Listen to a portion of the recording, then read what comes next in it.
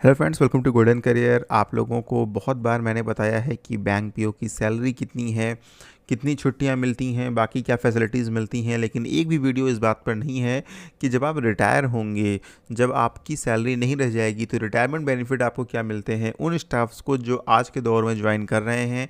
जब जो old pension scheme है वो अब इम्प्लीमेंटेड नहीं है, मतलब अगर आपको जो पहले होता था ना कि आपकी लास्ट जो सैलरी होगी उसकी हाफ मोटा मोटे तौर पर आपको पेंशन मिलेगी, तो वो चीज़ नहीं है। तो इस वीडियो में हम इसी के बारे में बात करेंगे। उससे पहले एक रिक्वेस्ट है आपसे, एक्चुअली रिक्वेस्ट दो हैं। एक, वीडियो को प्लीज़ शेयर करिए जितना ज़्यादा हो सके, एटलीस्ट 2-3 लोगों के साथ ज़रूर शेयर करिए। दूसरा ये है, अगर आप चैनल सब्सक्राइब नहीं किए हुए हैं तो प्लीज़ सब्सक्राइब कर लीजिए। थोड़े सब्सक्राइबर्स बढ़ते हैं तो उससे थोड़ा सा मोटिवेशन भी मिलता है कि हाँ, इतने लोग जुड़ रहे हैं। देखिए, जब आप रिटायर होंगे तो अभी जितने भी स्टाफ ज्वाइन कर रहे हैं ये ओल्ड पेंशन स्कीम से नहीं जुड़े हैं।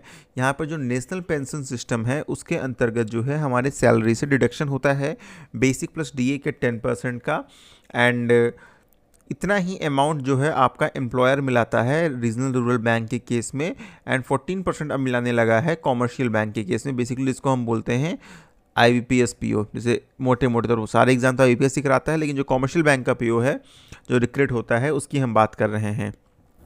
14% जो है कंट्रीब्यूशन बैंक की तरफ से जाता है। ठीक है, अब यहाँ पर देखिए कैसे पेंशन मिलेगी उसकी भी बात करेंगे, लेकिन यहाँ पर पहले आपको बताऊँ कि बेनिफिट क्या क्या मिलता है। आपको जब मैंने लीव वाली बात बताई थी, कितनी छुट्टियाँ मिलती हैं, तो मैंने आपको ये बताया था ना कि आपको PL मिलती है, प्रिविलेज्ड लीव। हर 11 दिन लगातार काम करने के बदले आपको एक दिन की छुट्टी मिलती है। अगर आप कंटिन्यूस 11 डेज वर्किंग है तो आपको एक दिन का आपका PL आपके अकाउंट में क्रेडिट हो जाता है। तो पूरे साल के लिए 1 ईयर कंटिन्यूस नौकरी अगर आप कर रहे हैं, मतलब सैटरडे संडे डेफिनेटली नहीं जाएंगे, बाकी अगर आप जा रहे हैं तो लगभग 33 PL आपके अकाउंट में क्रेडिट होती हैं। ठीक है, अब 33 छुट्टियाँ तो आप ले नहीं पाओगे साल में, इतनी तो बैंक में छुट्टियाँ मिलती ही नहीं हैं। तो धीरे धीरे क्या होता है, ये PL जो है आपके अकाउंट में इकट्ठा होती रहती हैं, कलेक्ट होती रहती हैं। इनकी जो मैक्सिमम सीमा है वो 240 है, आपके अकाउंट में मैक्सिमम इतनी कलेक्ट हो सकती हैं।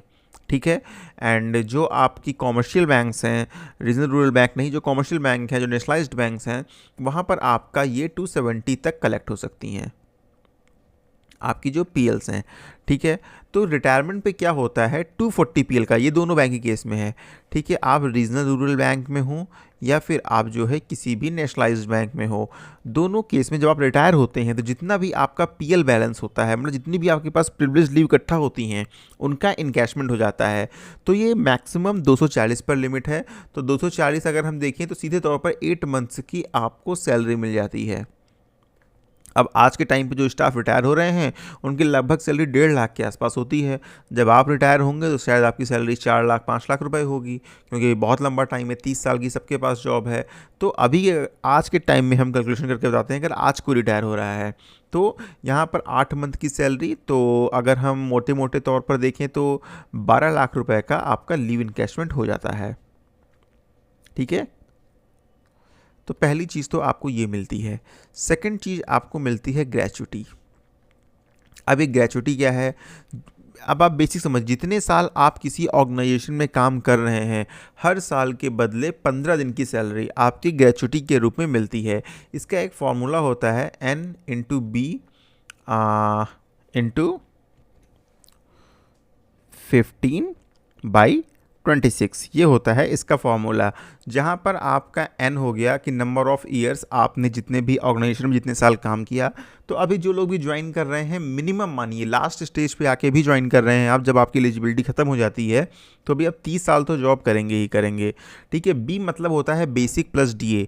बेसिक प्लस DA मिलाकर आपकी सैलरी कितनी बन रही है। तो अगर हम आज के टाइम पर बात करें तो आज के टाइम पर किसी का भी बेसिक प्लस DA जो होने वाला है वो लगभग जो है, जो लोग रिटायर होने वाले हैं, मतलब अगर हम उनकी बात करें तो जहाँ पर बेसिक आपका 80,000 रुपये 90,000 रुपये बेसिक है, प्लस उस पर जो DA बनता है, तो यहाँ पर हम मान लेते हैं कि आपका ये 1,20,000 रुपये बन रहा है। ठीक है, एंड इसको हम क्या करेंगे, 15 से मल्टीप्लाइड करके 26 से डिवाइड कर देंगे तो आपका ग्रेचुटी अमाउंट निकल आएगा। लेकिन इसमें मैक्स लिमिट है, सीलिंग कितनी, आपको मैक्सिमम 20 लाख रुपए मिल सकती है, मतलब जितनी बनेगी उतनी, या मैक्सिमम 20 लाख रुपए। ठीक है, ये आपकी होगी 20 लाख। अब देखो आज कल जितने भी लोग रिटायर हो रहे हैं सबको 20 लाख मिलेगी। जब तक हम लोग रिटायर होंगे आज से 30 साल बाद की बात करें तो शायद ये लिमिट 50 लाख हो चुकी होगी। लेकिन फिर भी आज के सिनेरियो में आप देख लीजिए, आपको आइडिया लग जाएगा कि लगभग जब तब महंगाई होगी तो उस हिसाब से उतना पैसा ही इनफ होगा। तो ये आपकी चीज़ें हो जाती हैं कितनी, लगभग 32 लाख रुपए तो आपका ये हो गया। ठीक है। अब जो पुराना स्टाफ रिटायर हो रहा है उसको मिलता है पीएफ का पैसा, प्रोविडेंट फंड का।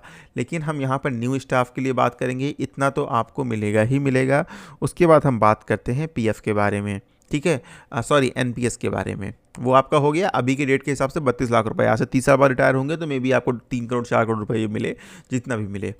देखिए एनपीएस में क्या होता है, हर महीने आपकी सैलरी से जितना भी आपका बेसिक प्लस डीए होता है इसका 10% आपकी सैलरी से कट रहा होता है। तो आज के टाइम में हम अगर माने तो 5,000 रुपये मानो कट रहा है आपकी सैलरी से, और 5,000 रुपये इसमें बैंक मिलाती है। ये 10,000 रुपये क्या होता है, जो फंड मैनेजर कंपनीज़ हैं। अब एनपीएस को फंड मैनेज करने वाली बहुत सी कंपनीज़ हैं, जैसे आपकी एचडीएफसी है, एलआईसी है and state bank of India है, ठीक है। तो इस तरह करके कुछ 7-8 कंपनीज़ हैं जो फ़ंड को मैनेज करती हैं। कोई भी एक फ़ंड मैनेजर आपकी बैंक ने चूज़ किया होगा, ठीक है। यहाँ पे एग्जांपल के लिए हम मानते हैं कि चलिए एचडीएफसी आपका फ़ंड मैनेजर है, ठीक है। तो ये XYZ जो बैंक है ये हर एम्प्लॉय का 10,000 रुपये क्या करेगी, एचडीएफसी के पास ट्रांसफ़र कर दीजिएगी। आपके पास एक प्रान होगा। प्रान क्या होता है, परमानेंट रिटायरमेंट अकाउंट नंबर। जब आप एक आपका बैंक ज्वाइन करेंगे एक एनपीएस अकाउंट खोला जाएगा और वहाँ पर आपको मिलेगा एक प्रान, मतलब परमानेंट रिटायरमेंट अकाउंट नंबर। ये प्रान जो जनरेट होगा वो आगे आप कितनी भी जॉब स्विच करें ये सेम रहेगा। मतलब कहीं भी आप जॉब करने जाएँ किसी भी बैंक में पैसा आपके इसी एनपीएस अकाउंट में जाएगा। तो 10,000 रुपये महीने आपके अकाउंट में जमा हो रहा है और उसमें आपकी चॉइस के अकॉर्डिंग, ठीक है, पैसा जो है वो शेयर मार्केट, इक्विटी यानी जिसको हम बोलते हैं इक्विटी, साथ में आपकी गवर्नमेंट सिक्योरिटीज़ या कॉरपोरेट बॉन्ड्स,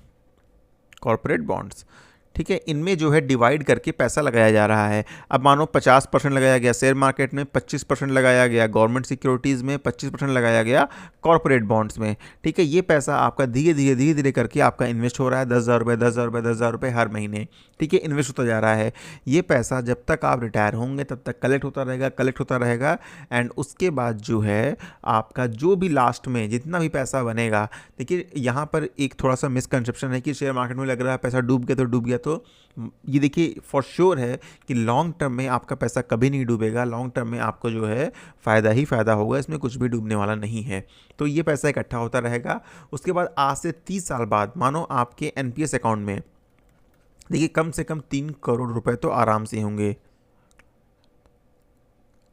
ठीक है, एक जीरो ज़्यादा हो गया यहाँ से, ठीक है, 3 करोड़ रुपीज़ होंगे। तो जब आप रिटायर हो गए तो जो आपको ग्रेच्युटी मिलनी थी मिलेगी, जो आपको लिव इन कैश मिलना था मिलेगा। अब इसमें क्या है, इसमें आपके पास ऑप्शन है, चाहो तो आप इस पूरे पैसे को री इन्वेस्ट करके आप पेंशन अपनी ले लो, ठीक है। अब उससे जितना भी रिटर्न आएगा उस हिसाब से आपको पेंशन मिल जाएगी, ठीक है। या दूसरा ऑप्शन ये है कि जितना भी अमाउंट मिला है इसका 60% आप विड्रॉल करके तुरंत पैसा ले सकते हो और ये पैसा लेने के बाद रिमेनिंग जो 40% अमाउंट बचा है ये री इन्वेस्ट हो जाएगा और उससे आपको पेंशन मिलने लगेगी, ठीक है। उसके बाद जब आपकी डेथ हो जाती है तो आपकी वाइफ को पेंशन मिलेगी एंड उसके बाद जो है नॉमिनी को वो पैसा मिलेगा। इस तरह से ये सिस्टम होता है। एंड यहाँ पर अगर आप 60% पैसा निकाल लोगे तो इस 60% का जो भी पैसा आपका निकाल रहे हो इसका शायद 40% पार्ट है जो कि टैक्सेबल नहीं होगा एंड रिमेनिंग जो है वो आपका टैक्सेबल होगा। लेकिन जब आप 60% पैसा निकाल लोगे तो आपको एक साथ जैसे मानो 60% निकाल लिया यहाँ पे तो आप 1 करोड़ 80 लाख रुपीज़ आपने निकाल लिया, तो आपकी जो पेंशन बनेगी वो कम बनेगी। पूरा आप री इन्वेस्ट कर देते हो तो आपकी जो पेंशन मिलेगी वो आपको ज़्यादा मिलेगी। इसके अलावा बहुत सी बैंक्स हैं जो अपने रिटायर्ड एम्प्लॉयज़ के लिए मेडिकल इंश्योरेंस की स्कीम भी रखती हैं। उसका प्रीमियम आपको देना पड़ता है बट प्रीमियम बहुत कम होता है, मेडिकल इंश्योरेंस स्कीम भी आपके लिए हो सकती है, तो एक बेनिफिट आपको ये भी मिलता है। तो दोस्तों इस तरह से आपको रिटायरमेंट पे ये बेनिफिट्स मिलते हैं। एंड उम्मीद करता हूँ कि आपको ये वीडियो अच्छी लगी होगी। बाकी कोई और डाउट है तो आप कमेंट कर सकते हैं। एनपीएस में कितना फ़ंड आपका कैसे बनेगा, इसको लेकर के हम एक डिटेल में वीडियो बनाएंगे, जिसमें हम एक एवरेज रिटर्न मान करके आपको दिखाएंगे कि कितना आपका जो लास्ट में कॉर्पस है आपका क्रिएट होगा। So thank you and all the very best. Please subscribe करिए चैनल को एंड वीडियो को जितना हो सके शेयर करिएगा।